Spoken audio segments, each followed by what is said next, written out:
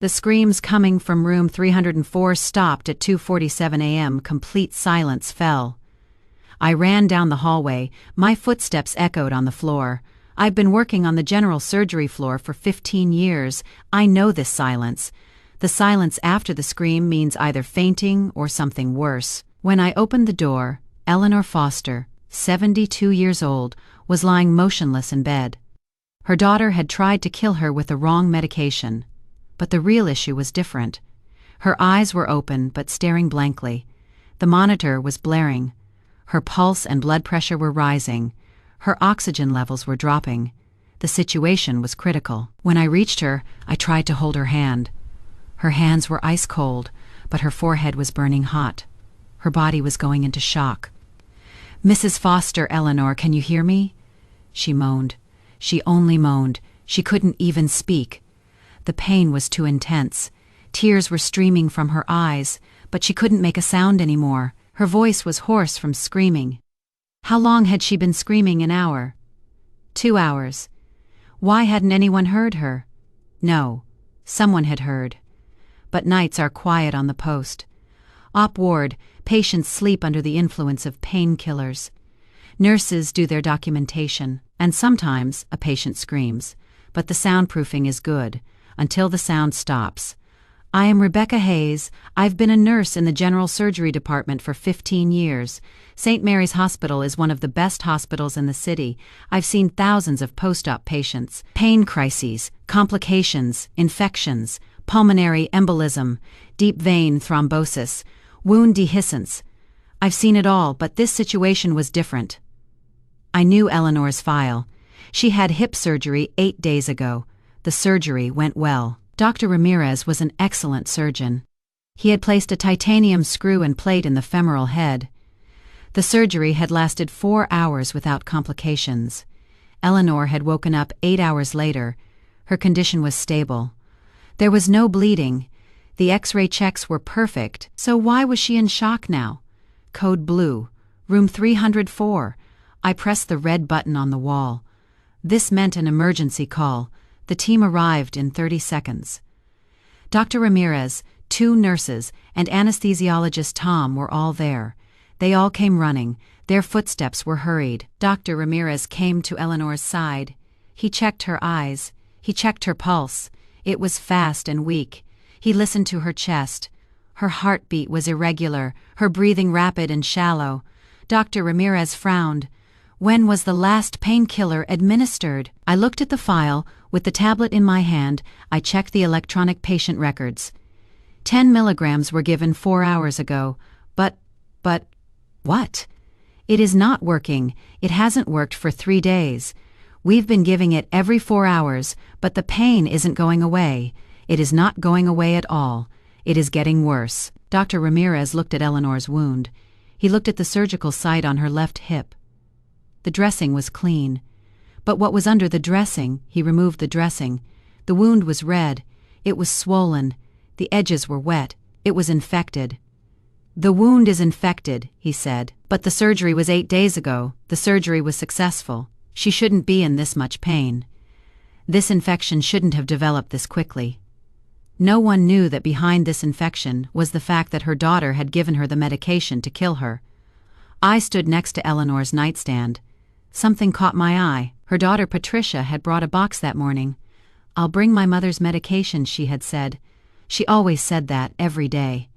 I picked up the box. The label read, oxycodone 10 milligrams, Eleanor Foster, 4 times a day, Greenfield Pharmacy.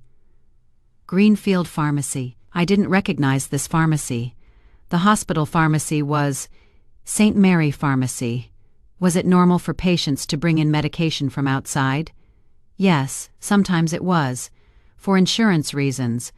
But this, I opened the box. The pills inside were white. My breath caught. My chest tightened. Because something was very wrong. The oxycodone tablets we gave at the hospital were blue. They were always blue. That was standard. That was the FDA color coding. But the pills on Eleanor's nightstand were white. I picked up one of the tablets. I examined it. There was no code on it. Oxycodone tablets always have a manufacturer's code on them, but there was nothing on this one, just a plain white tablet. I smelled it. There was no smell. Oxycodone has a faint chemical smell. This tablet didn't smell like anything. That is when I sensed something was wrong. I was still holding that white tablet in my hand. "Dr. Ramirez," I said. My voice trembled. "Can you take a look at this tablet?" The doctor took the tablet, he examined it. He put on his glasses. He looked closer, his brow furrowed. "This doesn't look like standard oxycodone. The color is wrong. There is no code, Rebecca. Where did this come from?" "Patricia brought it. The patient's daughter. She brings the medication every day, she says. Hospital drugs are expensive. I get them cheaper." Dr. Ramirez and I looked at each other. "Call the pharmacist," he said. "Now, this tablet needs to be tested." That is when I understood everything. I am telling you this story because a mother trusted her daughter without question, and that trust condemned her to 6 months of torture. For $135 a day, but first I need to tell you how it began. How did Eleanor end up in this hospital? Who is Patricia? And most importantly, were these drugs really fake? Let's go back 8 days. The day Eleanor Foster first came to the hospital, the emergency room brought her in by ambulance. She had fallen at home and broken her hip. Her neighbor, Mrs. Susan Peterson, heard her screams and called 911. I was on the day shift that day. I was working from 7 a.m. to 7 p.m. There were 6 patients on the general surgery ward. They were all there post-surgery. At 3 p.m., emergency room nurse Maria called. "Rebecca, a patient is coming to general surgery. 72-year-old woman, femur fracture, needs surgery. She'll be at your location at 4 p.m. "How is she?" "Stable, conscious, in pain but manageable, a fall. Related fracture, classic elderly trauma. Dr. Ramirez will be seeing her." Dr. Ramirez is one of our best doctors with 20 years of experience. He performed over 200 hip surgeries a year. Patients trusted him. The emergency room technician and paramedic brought Eleanor on a stretcher at 3:45 p.m. Eleanor was half sitting on the stretcher. She seemed calm when I first saw her. She was in pain, of course. Her face was tense, but she wasn't panicking. Her eyes were open. She was alert, watching her surroundings. "Mrs. Foster, I am Nurse Rebecca," I said. "We're going to get you ready for surgery now. First, I'll do a few checks, okay?" "Okay, sweetie." Her voice was calm. She wasn't even shaking, no signs of shock. That was a good sign. "I am Eleanor. Please call me Eleanor. Mrs. Foster is too formal." I smiled. Everything looked normal. Eleanor's body was coping with the trauma. "Eleanor, do you have any allergies, drug allergies?" "No, dear. I've never had any drug allergies. I guess I am lucky." "Are you taking any medications regularly?" "I only take aspirin sometimes. I take it once or twice a month when I have a headache." Perfect. If she hadn't taken aspirin in the last 7 days, it wasn't a problem for surgery. "Have you had any surgeries?" "I had my appendix out 45 years ago, no other surgeries." "Chronic illnesses, diabetes, high blood pressure, heart problems?" "Number I go to the doctor for a checkup. Once a year. Everything always comes back normal." "Mrs. Foster, you are very healthy," he says. 72 years old. No chronic illnesses, no medication use. Eleanor was a very good patient. Recovery would be quick. "Okay, now I'll give you some information about the surgery," I said. "Dr. Ramirez will come, look at the x-rays, and then explain the surgery plan." Just then, the door opened. Her daughter Patricia came in. Patricia Drummond was 48 years old. She was tall, thin, and well-dressed. She wore black pants, a white blouse, and high heels. Her hair was perfectly styled. Her makeup was flawless. She had an expensive bag and watch. Everything was flashy. She ran over to Eleanor. "Dramatic, very dramatic. Oh my God, Mom, how are you?" "I was so scared," Susan called. "She saw the ambulance. I came right away." Eleanor smiled, a tired but loving smile. "I am fine, Patricia. I just fell. I broke my hip. I'll have surgery, and it will pass. I want the best doctor for you." Patricia was speaking loudly. Everyone in the room could hear her. "The best care. Money is no object. I'll do whatever it takes. I found it a bit excessive. To be honest, Eleanor had fallen, but her life was not in danger. It was routine hip fracture surgery. We did 3 to 4 of them every week. The mortality rate was less than 2%. The complication rate was around 10%. It wasn't that dramatic a situation, but maybe Patricia was just worried. Some families reacted like that, especially if it was an only child. If the mother-child bond was very strong, such reactions were normal. Miss Drummond, your mother will be fine. Dr. Ramirez is a very experienced orthopedist. He performs over 200 hip surgeries a year. The success rate is 98%. Patricia turned to me. Her eyes were teary. Were they real tears or fake? I couldn't tell at that moment. Thank you, nurse. I was very worried. My father died 3 years ago. It is just the two of us now. I understand. It is normal to be worried, but the surgery will go well. Patricia held Eleanor's hand. Mom, I'll take care of everything. I'll get your medicine. Hospital medicine is very expensive. I'll get it cheaper from the pharmacy. I'll take care of your insurance, too. You just focus on getting better. It felt strange at the time, but I didn't realize how strange it was then.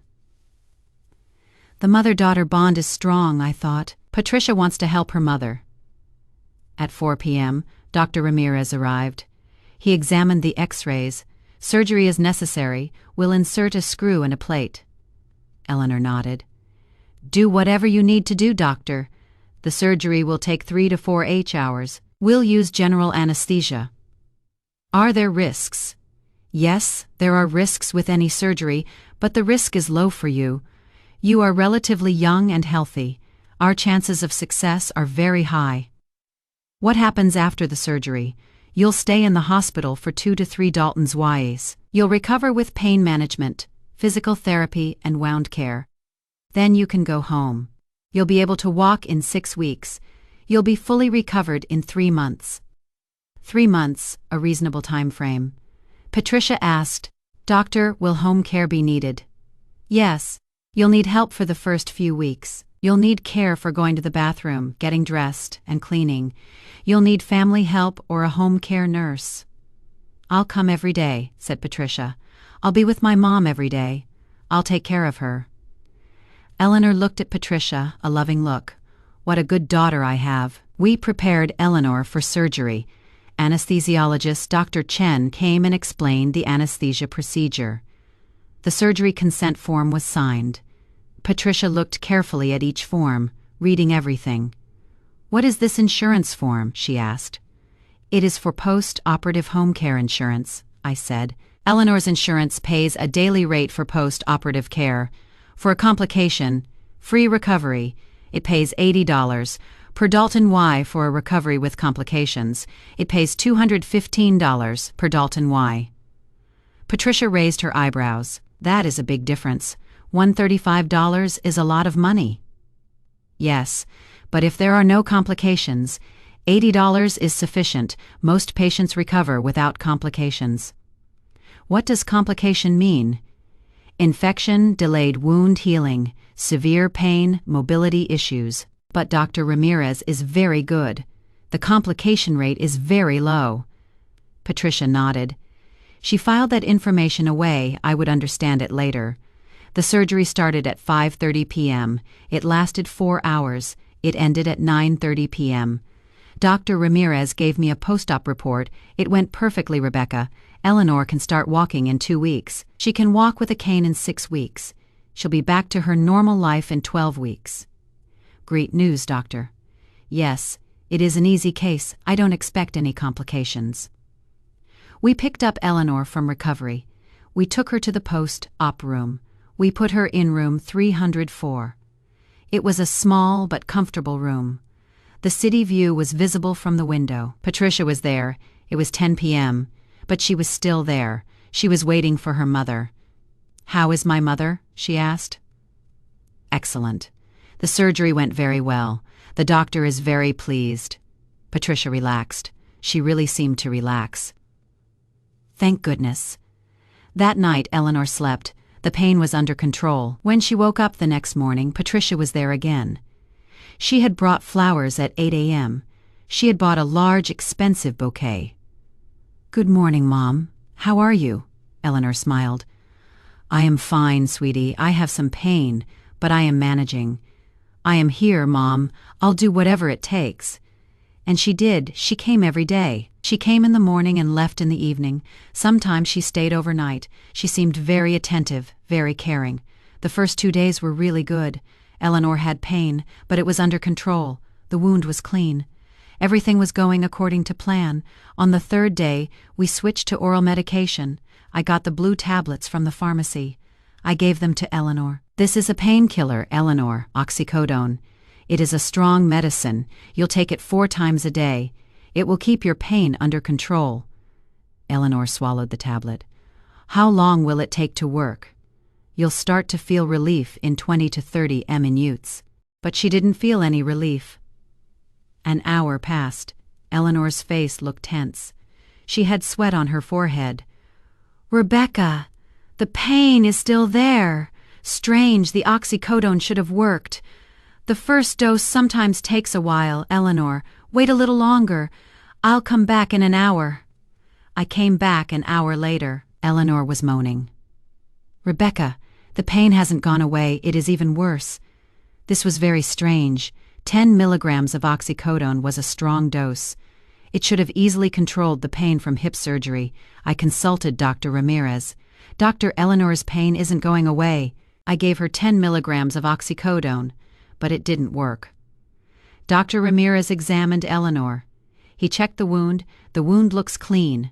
No redness, no swelling. The pain shouldn't be this severe. "Should we increase the dose?" "Yes, increase it to 15 milligrams. Give it every 4 hours." I gave her 15 milligrams, but it still didn't work. The 4th day, the 5th day, the 6th day, Eleanor's pain was getting worse. She couldn't sleep. She wasn't eating. She was just moaning. Patricia kept coming every day. "Mom, aren't the medications working?" "No, Patricia, my pain isn't going away." "Maybe the hospital's medicine is poor quality, Mom. I'll get your medicine from outside. I know a reliable pharmacy." And that day, everything changed. Patricia got the prescription. She came back in the afternoon. She had a white box in her hand. "Here you go, Mom. Your medicine. I got it from the best pharmacy." After that day, Eleanor's pain never went away. When I entered the room, Eleanor was crying. I asked her what happened. She began to tell her story. "I am a retired librarian. I worked in the city library for 40 years. I read thousands of books, helped thousands of people. I tried to do the right thing all my life, and now I am going to tell you how my own daughter tried to kill me. It all started with that fall. I was in my kitchen at 9:30 in the morning. I have a small 2-bedroom house. After my husband Harold died, I sold the big house and moved into this small one. It is manageable, comfortable, ideal for a woman living alone. That morning, I was preparing breakfast. Toast, tea, some orange marmalade. It was Harold's favorite breakfast. We had the same breakfast every Tuesday morning. We lived in the same routine for 40 years. When Harold died, I couldn't give up this tradition. I still had the same breakfast every Tuesday. Maybe his spirit was with me. Maybe I just missed the old days. The kitchen floor was wet that morning. I hadn't noticed. Water must have splashed while I was washing the dishes last night. It was early in the morning, and I wasn't fully awake yet. I walked to the coffee machine. My foot slipped. The fall happened so fast.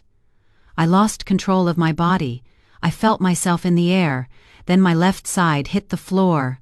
My head, my shoulder, and my hip. I fell hard. Then came the pain. An unbearable, sharp pain coming from my left hip. It felt like something inside me had broken. It really had broken. I screamed. No one heard me. I was home alone. Mrs. Peterson, my neighbor, was home, but the walls were thick. She couldn't hear me. I couldn't breathe. The pain was so intense that my chest tightened. My left leg was at a strange angle. I couldn't move it. When I tried to move it, the pain intensified. "God," I whispered, "please. My phone was on the kitchen counter. I had to crawl. I couldn't use my left leg. I pushed myself with my right leg. I held onto the floor with my right hand. Every movement was torture. Every centimeter of distance felt like climbing a mountain. It took 10 minutes, maybe 15 minutes. Time flows strangely when you are in that state. Pain slows down time. Finally, I reached the phone. I picked it up with my hand and dialed 911. I couldn't speak. I was struggling to breathe. I gave them the address. I asked them to hurry. The operator kept talking. Stay calm, breathe, help is on the way, but I wasn't listening anymore. The pain was too much. I just closed my eyes and waited. There was a knock at the door. The paramedics had arrived. Mrs. Peterson had opened the door with my key. I had told them where the keys were. 2 paramedics came in. Young and professional, they took my vital signs. Blood pressure, pulse, oxygen. They asked questions. When did I fall? How did I fall? Where else does it hurt? Can you move your left leg? I tried. It hurt. Okay, don't move it. We're going to stabilize you now. They put a splint on my left leg. Soft but sturdy. It immobilized my leg. The pain eased a little. Now we're going to get you onto the stretcher. It'll hurt a bit, but we'll be quick. They lifted me up. They were careful, but the pain was inevitable, I screamed. I am sorry, it is almost over. They placed me on the stretcher. They gave me painkillers. This is morphine, it will reduce the pain. As the morphine spread through my veins, a warm feeling came over me. The pain subsided. It didn't go away completely, but it became bearable. They put me in the ambulance. The siren blared. We were heading to the hospital. In the ambulance, I thought, I need to call Patricia. I need to let my daughter know. But my phone was at home. I used one of the paramedics' phones. I dialed Patricia's number. It rang 3 times, hello. Her voice sounded sleepy. Patricia, it is me, your mom. Mom, it is 10 in the morning. What happened? I fell. I broke my hip. I am in the ambulance. We're going to St. Mary's Hospital. There was silence, then. What, Mom? What did you say you fell? Yes. I fell in the kitchen. My hip is broken. I am going to have surgery. Oh my God, Mom. I am coming right now. Wait, I'll be there in 30 minutes. Patricia was panicking. Her voice was trembling. It was a normal reaction. I would panic too if my own mother had an accident. I didn't know it then. The reason Patricia was panicking wasn't my health. It was something else. But I would find that out later. We arrived at St. Mary's Hospital. They took me to the emergency room. They took an X-ray. Patricia arrived. Then she ran inside. She was out of breath. Her hair was messy. She wasn't wearing any makeup. It was obvious she had rushed over. Mom, she ran to me. She held my hand. Oh my God, Mom, I was so scared. I am fine, sweetie. It is just a fracture. I'll have surgery. I want the best doctor. Money doesn't matter. I smiled. I loved this side of Patricia. It showed her love for me. She wanted the best for me. She really cared. Right, the surgery lasted 4 hours. Nurse Rebecca was by my side, kind, smiling. Eleanor, the surgery went perfectly. Dr. Ramirez is very pleased. You'll rest for a few days, then start physical therapy. Patricia came every day. She would come in the morning and leave in the evening. Sometimes she would stay overnight. She brought flowers. She brought fruit. She would sit with me. We would talk. We would reminisce about the old days. Patricia would talk about how I used to take her to school when she was little. She would talk about how Harold would take her out for ice cream on special occasions. She would talk about the family vacations we took. They were beautiful moments. Patricia was loving. She was thoughtful, caring, but at the same time, there was something, a small thing. I didn't think much of it at the time, but looking back, Patricia was always on the phone. She would leave the room and talk on the phone in the hallway. She would have short, secretive conversations. Who was calling? I didn't know. When I asked, she would say, "Oh, it is just Dave, my husband. He is asking about the kids." That made sense, but the tone of her voice, there was tension. One day after Patricia left the room, she left her phone on the table. The screen lit up. A message came in. Bank account, -$3,200. Your payments are overdue." It caught my eye. I saw it without meaning to. Was Patricia in debt? $3,200. That wasn't a small amount. When Patricia returned to the room, she picked up her phone. She looked at the screen. Her face changed. She blushed. "Is something wrong, sweetie?" I asked. "No, Mom. Just spam messages." But I saw worry in her eyes. On the third day, they switched to oral medication. Nurse Rebecca brought a blue tablet. "This is oxycodone, Eleanor. It is a strong painkiller. You'll take it 4 times a day." I swallowed the tablet. It tasted bitter. "How long will it take to work?" "It will reduce your pain in 20 to 30 minutes." But it didn't work. An hour passed. The pain was still there, sharp, constant, radiating from my hip down my leg. I moaned. Rebecca came back. "Eleanor, how are you? I don't think the medicine is working." "The first dose sometimes takes time. Wait a little longer." But the pain didn't go away. I couldn't sleep that night. I just tossed and turned in bed. Every movement hurt. When Patricia came in the morning, I looked tired. "Mom, did you not sleep?" "The pain is terrible, Patricia. The medicine isn't working," Patricia thought. "Maybe the hospital medicine is bad quality." "Mom, you know, they show it on the news. Some hospitals buy cheap medicine. It can be fake. Counterfeit." "Yes, I'll get your medicine from outside. I know a reliable pharmacy. They sell the highest quality medicine. I'll get the best for you." It made sense at that moment. Patricia was thinking of me. She wanted the best care. "Are you sure, sweetie? It might be expensive." "Mom, your health is more important than anything. Money doesn't matter," I told Rebecca. "My daughter is going to get my medication from outside." Rebecca looked at me strangely. "Eleanor, hospital medication comes from licensed pharmacies. They're reliable. But my daughter is finding a better pharmacy." Rebecca didn't say anything, but there was a suspicious look on her face. Patricia came back in the afternoon. She had a white box in her hand. "Here you go, Mom, your medicine. I got it from Greenfield Pharmacy." She opened the box. There were white tablets inside. She took one out and gave it to me. I swallowed it. After that day, Patricia brought my medicine every day. "Don't use the hospital's medicine, Mom," she said. And I trusted her. She was my daughter. I gave birth to her 48 years ago. I raised her. I loved her. Why wouldn't I trust her? But the pain didn't go away. On the 7th day, my wound became red. It swelled up. It hurt when I touched it. I had a fever. Nurse Rebecca looked concerned. "Eleanor, the wound looks infected." "Infected? Yes. The doctor will start you on antibiotics." Dr. Ramirez came. He examined the wound. "There is an infection. But why? The surgery was very clean, sterile procedure. This shouldn't have happened." The antibiotics started. He gave me strong antibiotics. But the fever didn't go down. The infection got worse. Patricia kept bringing my medicine.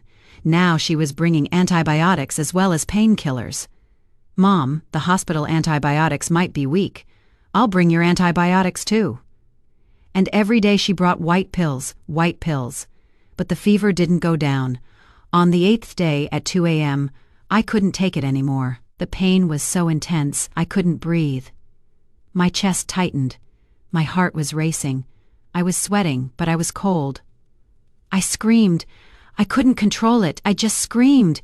I screamed until my throat was raw, until my vocal cords burst. Then there was silence. My voice stopped. I couldn't scream anymore. I just lay there motionless. Was this death? I saw Harold. No, I didn't see him. I imagined it. Harold was sitting next to me, holding my hand. "Come, Eleanor. Come with me." "Not yet, Harold. Not yet." The door opened. Nurse Rebecca came running. Others followed behind her. Doctors, nurses, technicians. I heard voices, but didn't understand. Everything was blurry, distant. I felt something. Slowly, the pain subsided. Not completely, but it became bearable. I could breathe. My vision cleared. Rebecca was beside me. She was holding my hand. "Eleanor, I am here." "You are safe," I cried. I cried with relief, because the pain was subsiding and because I didn't know, but something was very wrong. When I woke up in the morning, Rebecca was in my room, but she wasn't alone. There was someone else with her, an old man. He was wearing a white coat. Mrs. Foster? I am Dr. Kowalski. I am the hospital pharmacist. Hello, doctor. I need to ask you something. Are you taking the medications your daughter Patricia brought you every day? Yes, I took them 4 times a day. Has your pain decreased at all? It hasn't decreased at all. Dr. Kowalski took a tablet out of the box. He examined it. He smelled it. He tested it with a small device. Minutes passed. He waited silently. Then his face darkened. He turned to Rebecca. Placebo, he said. What does that mean? My voice was a whisper. Rebecca came over to me. She held my hand. There were tears in her eyes. Eleanor, the pills Patricia brought aren't real. They're fake. There is no medicine in them, just sugar. The ground disappeared from under my feet. Everything lost its meaning. Sugar pills. The words wouldn't come out of my mouth. Yes, Eleanor, placebo. There is no active ingredient.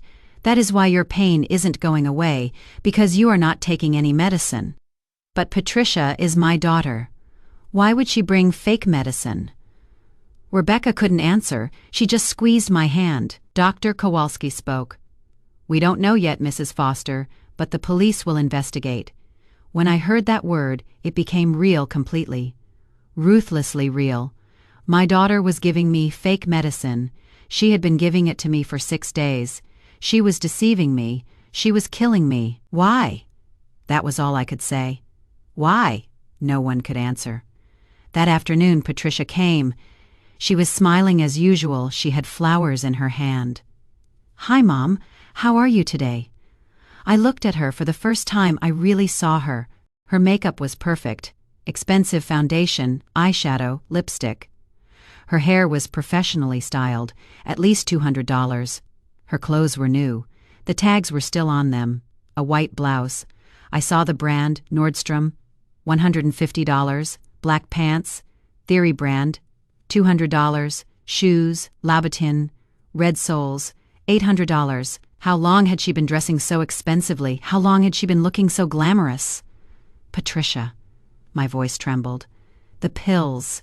Yes, Mom, I brought today's too. She took the box out of her bag. The same white box.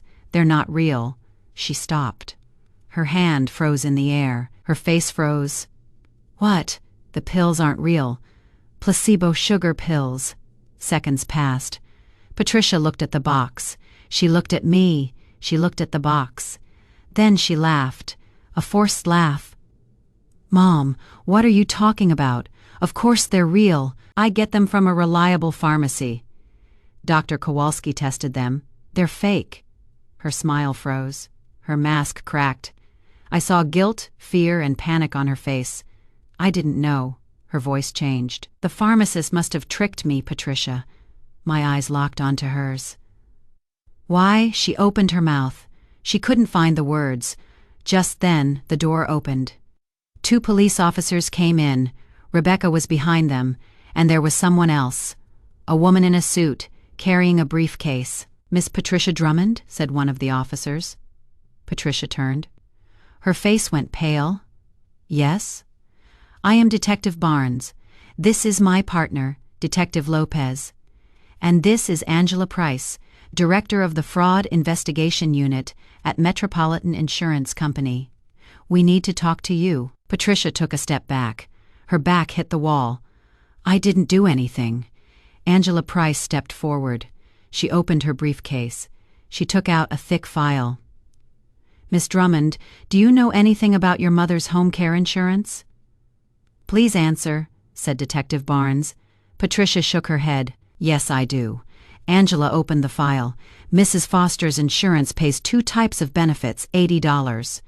Per Dalton Y for uncomplicated recovery, $215. Per Dalton Y for complicated recovery. What is the difference? Patricia's lips trembled. The difference is $135, said Angela. The room fell silent. Angela turned the page. Your mother's recovery was reported as continuously complicated pain, infection, delayed wound healing. You submitted reports every week. My mother is still in pain. The infection persists. The wound is not healing. The pages turned. Dozens of pages of reports. The insurance company paid $215 per Dalton Y for a total of 6 months. She took out a calculator. She pressed the keys. 180 days times $215, $38,700. The number flashed on the screen. If there had been no complications, 180 days times $80, you would have received $14,400. Difference, $24,300. $24,300. For my suffering, for my screams. The words wouldn't come out. No, no. No, Patricia turned to me. Her eyes were teary. Were they real tears? Mom, I didn't scream, but my voice filled the room. You tortured me for 6 months. You gave me sugar pills instead of painkillers. I screamed in pain every night. I couldn't sleep. I couldn't eat. The wound got infected, fevers, shocks. I was dying. Mom, I was in debt. Patricia's voice was childlike pleading. The mortgage, the kids' school fees, Dave lost his job, credit cards, bills. Tears were streaming from my eyes. I couldn't control them. You did this for money. I just wanted to buy a little more time. I wasn't trying to kill you. Rebecca stepped forward. There was anger in her voice. She was shaking. I rarely saw Rebecca angry, but now she was losing control. You deprived your mother of real painkillers for 6 months. The pain was unbearable. Her body went into shock. If we had waited a few more nights, she could have died. You were killing your mother for $135 a day. Patricia collapsed. Her knees buckled. She leaned against the wall, slid to the floor. I didn't know it would be this bad. She was crying. She was sobbing. I didn't know. You knew. Angela Price placed the file in front of Patricia. Your signature is here. You report it every week. My mother is still in pain. The infection persists. The wound isn't healing. You reported every week deliberately, because if the complications continued, the money kept coming. Detective Lopez took out the handcuffs. The metal cuffs were shiny and cold. He held Patricia's arms. He put the cuffs on. Patricia Drummond, you are under arrest for attempted murder and insurance fraud. You have the right to remain silent. Anything you say can be used against you in court. As the Miranda rights were read, Patricia looked at me one last time. Mom, I am sorry. Please forgive me. I didn't look at her. I couldn't. She wasn't my daughter anymore. My daughter loved me. My daughter protected me. My daughter wanted the best for me. This was a monster who tortured her mother for $135.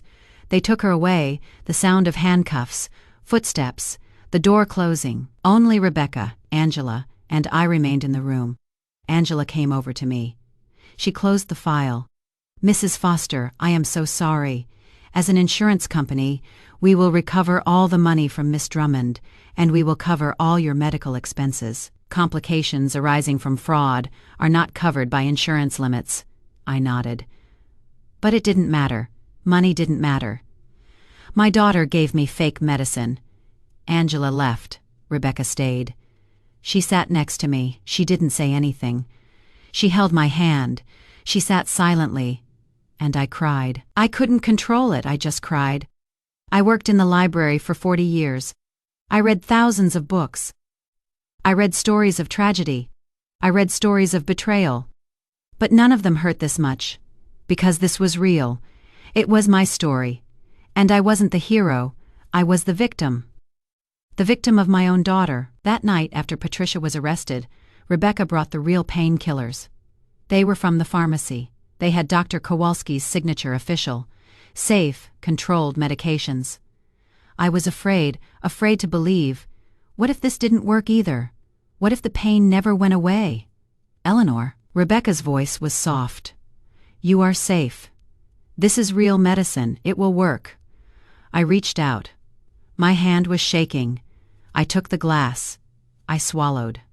It tasted bitter. It had a chemical taste. The pills Patricia brought were tasteless. But this one had a bitter taste. Maybe that was a good sign. Minutes passed. Then the pain began to subside. Rebecca's eyes filled with tears. She smiled. "Yes, Eleanor, this is real medicine." For the first time in 6 days I could breathe. I could breathe easily. I cried without relief. At 11 p.m., "Try to sleep, Eleanor. The medicine will work for 4 hours. I'll give you more in 4 hours," she said. "Thank you, Rebecca. You are welcome. I am here." I slept that night for the first time in 6 days. I really slept. I had nightmares. I saw Patricia. I saw the white pills. But I slept. I called my lawyer. "Mr. Harrison has been my lawyer for 30 years. Eleanor, I heard you are in the hospital. How are you?" "I am getting better, but I need your help. Of course, I'll do whatever it takes. I want to change my will." "Are you sure?" "I am sure. I am taking Patricia out of the will, out of the inheritance, out of everything. Eleanor, this is a big decision. Maybe you should wait a little. Number now, right away." Mr. Harrison understood. "Okay, I'll prepare a new will. Who will get your estate?" I thought about it. "Half to my grandchildren, Lily and Jake, but put it in a trust fund. They can't access it until they turn 25, and Patricia must never have control over it." Understood the other half? "To charities to prevent families from mistreating the elderly." Perfect. "It'll be ready in a week. I'll bring it to the hospital for you to sign." "Thank you." I hung up the phone. Patricia wouldn't get anything now. Not a penny. She had tortured me for money. Now, she wouldn't get any. Was this justice? I didn't know, but it felt right. On the 8th day, Rebecca came on duty. She sat down next to me. "Eleanor, how are you today?" "Physically, I am fine. The pain has decreased a lot. The wound is healing. Maybe I can go home tomorrow." "Greet, what about emotionally?" I was silent. "Eleanor, I don't know, Rebecca. I still feel like I am in shock. I can't believe it is real." Rebecca held my hand. "I know it is unbelievable, but it is real, and you survived." "I survived because you noticed. You noticed the medicine was the wrong color. You had it tested. You called the police. You saved me. I just did my job. Number, you went above and beyond. You cared. You looked out for me, and you saved me." Rebecca's eyes welled up. "Eleanor, thank you, Rebecca. Thank you for saving my life." We hugged, we cried. We both cried. This case taught me something. The system works, but you have to be careful. If I hadn't noticed that blue color, Eleanor would have died, maybe in a week, maybe in 2 weeks, but sepsis would have developed. Sepsis is deadly in the elderly. 2 weeks later, Eleanor was walking without a cane. 4 weeks later, she was back to normal. 6 weeks later, she came to visit me. She brought flowers. "Thank you, Rebecca. You saved my life." "I just did my job, Eleanor. Number, you cared. You paid attention to the details, and you saved my life." "She is not my daughter anymore," said Eleanor. "She tried to kill me for money." She was right. The trial began 4 months later. The 15th of February, Monday, 9 a.m. I was called as a witness. So was Eleanor. So was Dr. Kowalski, Angela Price too, Dr. Ramirez too. The courtroom was packed. The media had shown up. Mother betrayal case. Daughter gave mother fake medicine. Tortured her for 6 months for $24,300. I arrived at 8:30 a.m. I entered the courtroom. Eleanor was sitting in the front row. Next to her was her lawyer, Mr. Harrison. Eleanor had lost weight, but she sat upright. She looked strong. "Eleanor," I said. I sat down next to her. "How are you?" "I am fine, Rebecca. I am ready." Patricia was sitting on the right. Next to her lawyer, she was wearing an orange prison uniform. She was handcuffed. Her head was bowed. Her hair was messy. She wore no makeup. 4 months in prison had worn her down. She didn't look at me. She didn't look at Eleanor. She just stared at the table. At 9 a.m., the judge entered. Judge Martha Rodriguez, a woman in her 60s, experienced. All rise. We stood up, the judge sat down. We sat down. Today, we are hearing the case of Patricia Ann Drummond. The charges: attempted murder, first degree, insurance fraud, aggravated. How does the defense respond? Patricia's lawyer stood up. A young man in his 30s. Not guilty, Your Honor. The prosecutor stood up. Members of the jury, I am going to tell you a simple story. There was a mother, Eleanor Foster, 72 years old, retired librarian, a good woman. She fell at home, broke her hip, had surgery. The prosecutor looked at Eleanor. Eleanor held her head high, and there was a daughter, Patricia Drummond, 48 years old. Eleanor's only child. Patricia loved her mother, right? Wrong. Patricia loved money. Patricia did not raise her head. Patricia gave her mother fake medicine for 6 months. Sugar pills instead of painkillers. Why? Because if her mother had a complicated recovery, the insurance would pay more money. She would get a $135 difference per Dalton Y 180 days. A total of $24,300. The prosecutor turned to the jury. In this case, we will prove that Patricia Drummond knowingly and intentionally tortured her mother for money, and she nearly killed her. I was the first witness. I took the oath. I swear to tell the truth, the whole truth, and nothing but the truth. The prosecutor asked, Nurse Hayes, when did you care for Eleanor Foster? From the 5th of October to the 13th of October. I cared for her for 8 days. Would you describe Eleanor's condition? Recovery after hip surgery. It was going well at first, but from the 3rd day on, the pain got worse. The medication wasn't working. An infection developed. She had a fever and showed signs of shock. You were giving her painkillers, weren't you? Yes. Oxycodone, 10 milligrams. Then we increased it to 15 milligrams, but it didn't work. Why didn't it work?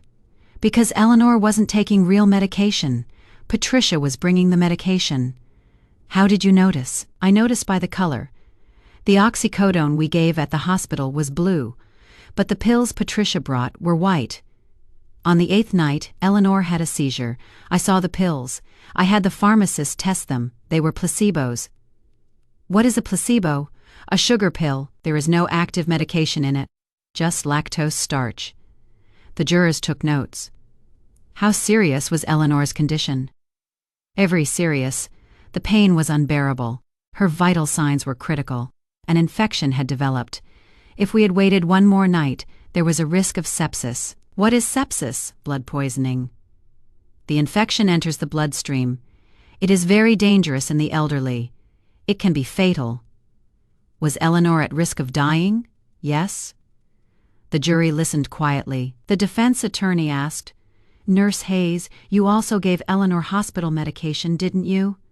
Yes, I gave it to her for the first 3 days. Didn't that work either? It worked for the first 3 days. Then Patricia started bringing it from outside. But the hospital medications didn't work completely either, correct?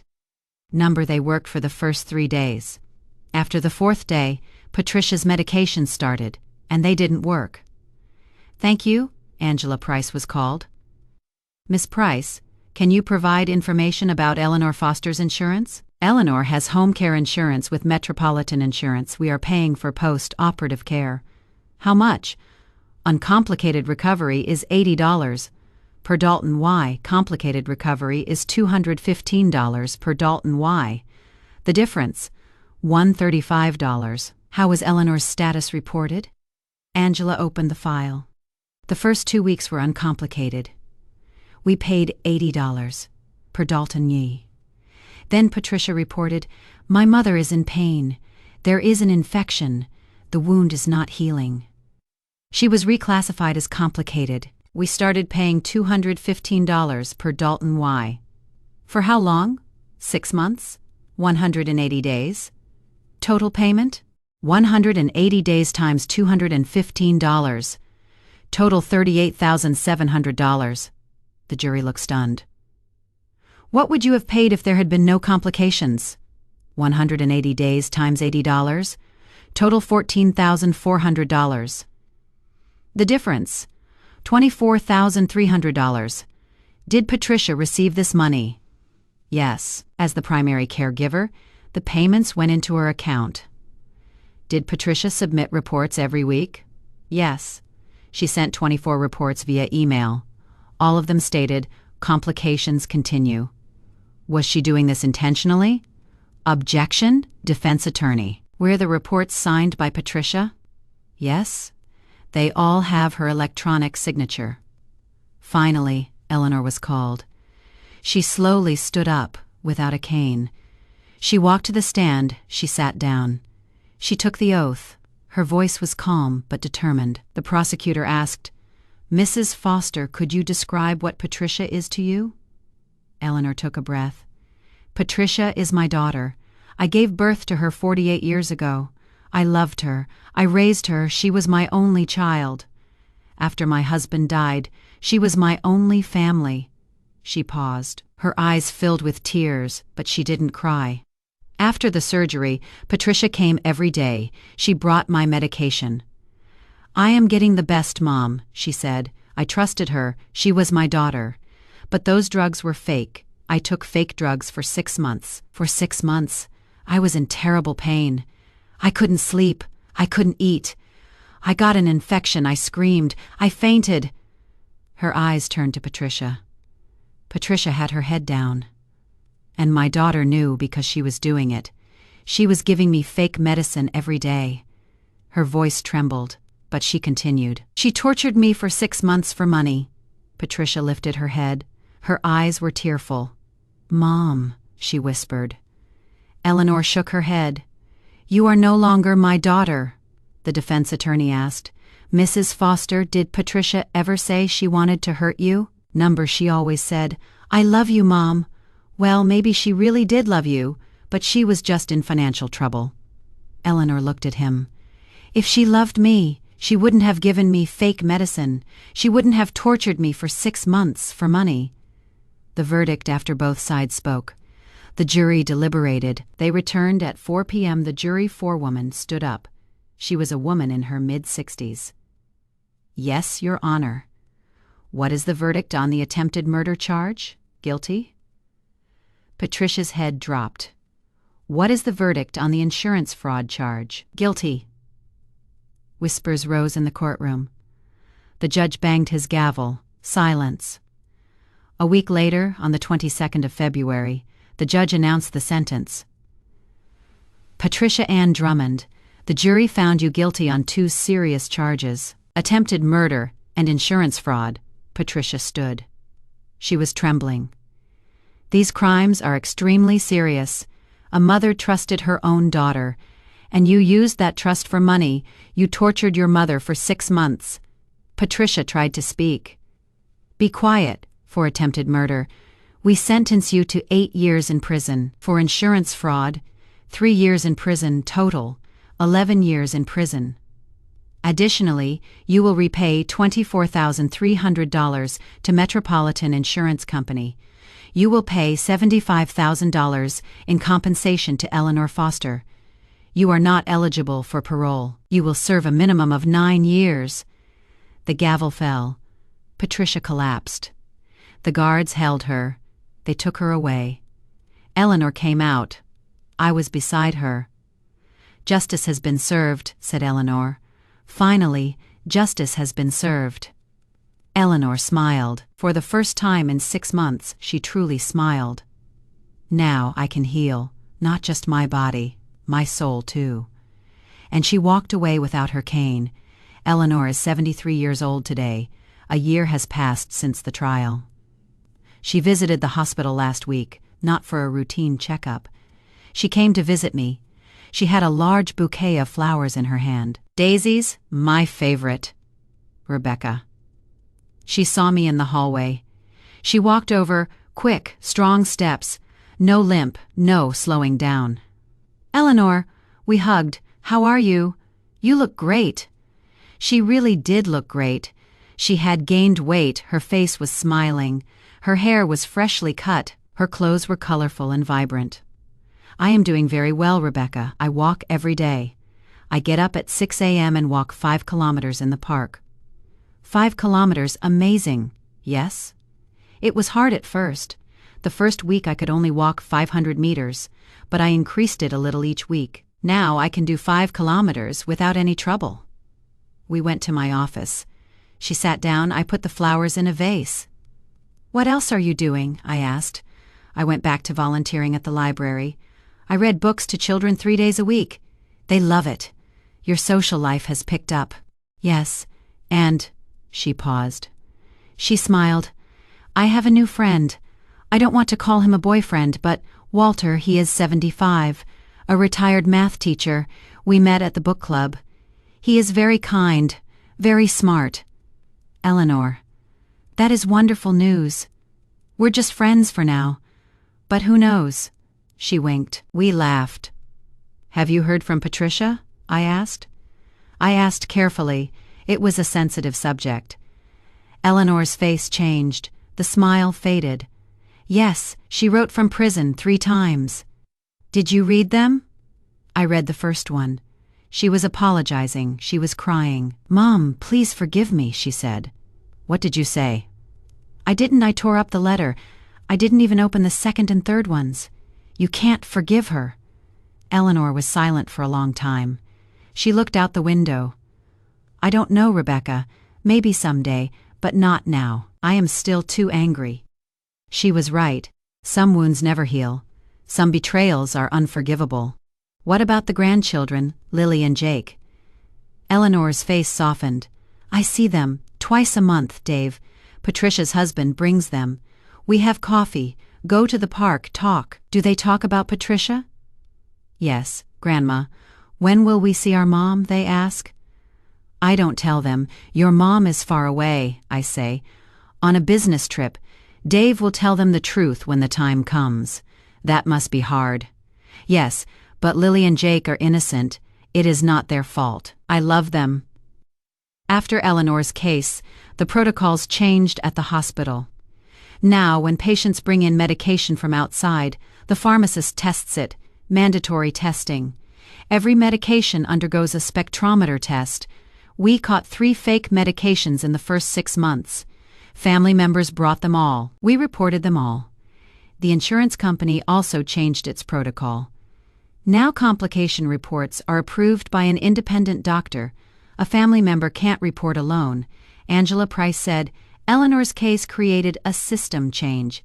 Fraud is harder now."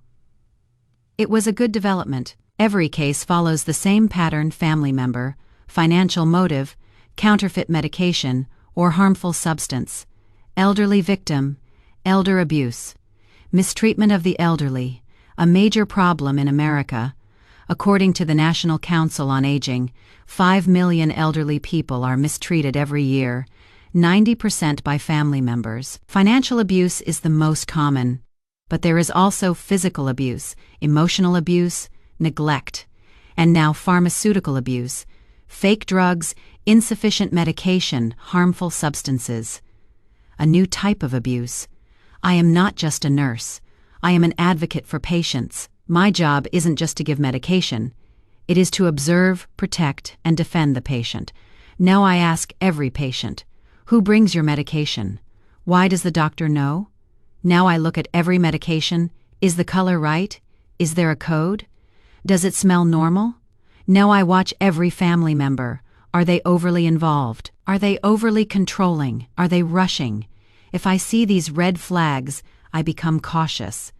I notify the pharmacist, I tell the doctor, because I don't want to lose another Eleanor. Before Eleanor's visit ended, she said something.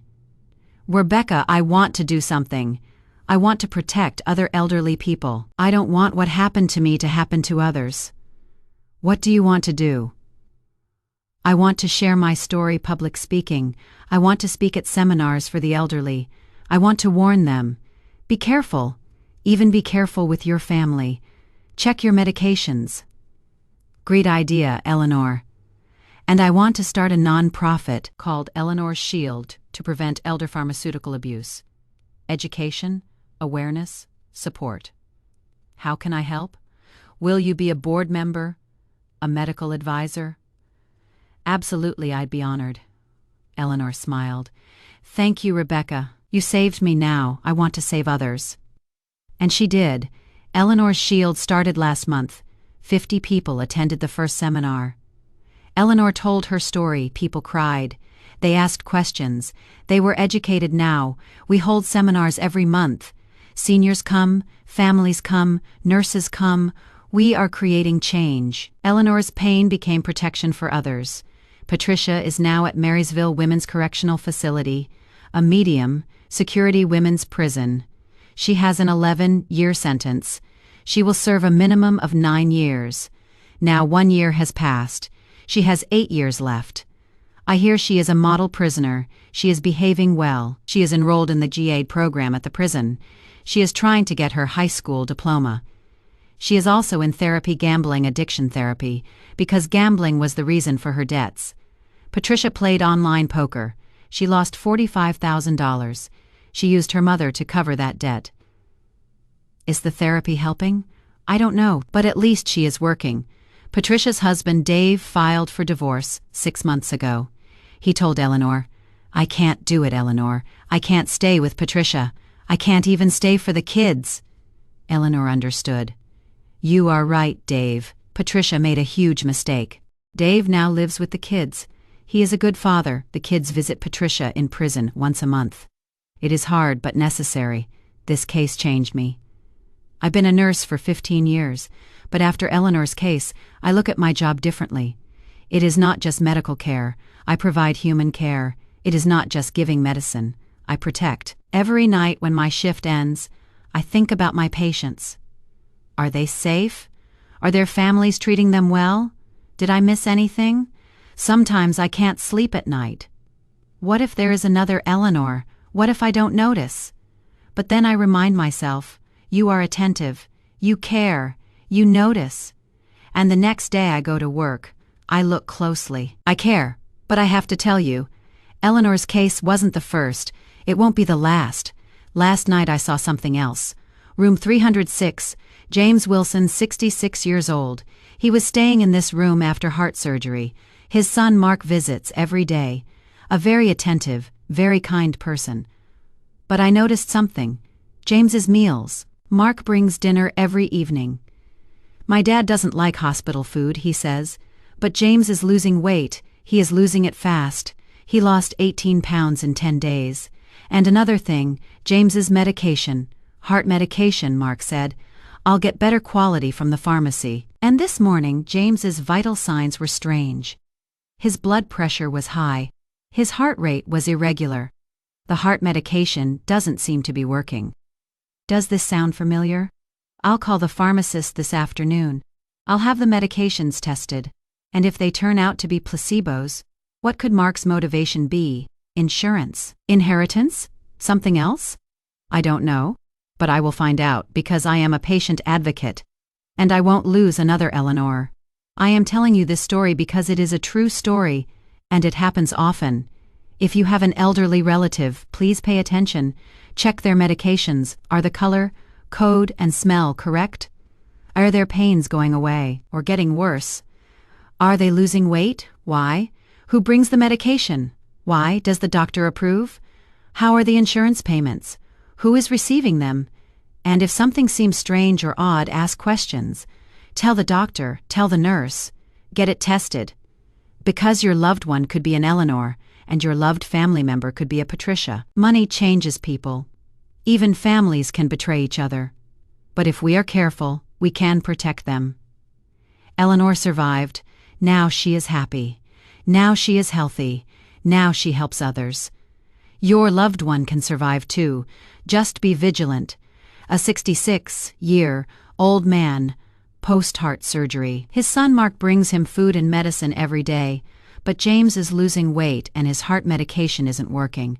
Why, we'll find out, because these stories don't end. New cases every day, new betrayals. And I am here, watchful, alert, protective. My name is Rebecca Hayes. I've been a nurse for 15 years. I work in the general surgery department at St. Mary's Hospital. And I am a patient advocate. If this story taught you something, please share it with me in the comments. Do you have a story? Do you have an elderly relative in the hospital? Be vigilant. Look for the details.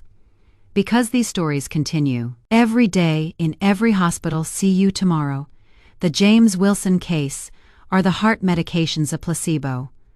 What is his son Mark doing? What is his motivation? Take care of yourself and take care of your loved ones.